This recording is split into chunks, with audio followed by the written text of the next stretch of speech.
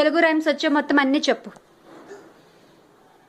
చిట్టి చిలకమ్మ అమ్మ కొట్టావా, తోటికెళ్ళావా, పండు తెచ్చావా, గుడ్లో పెట్టావా, గుట్టుకు మింగావా, గుడ్లో పెట్టావా, గుట్టుకు మంగావా అంటే నాకు వచ్చు. ఇంకా మా తాత పిల్లక అవి. మా తాత అందం చందమామ చందం, మా తాత కుండు గుమ్మడి పండు, మా తాత మీస వయ్యల మీస, మా తాత చిలక పంచదార చిలక.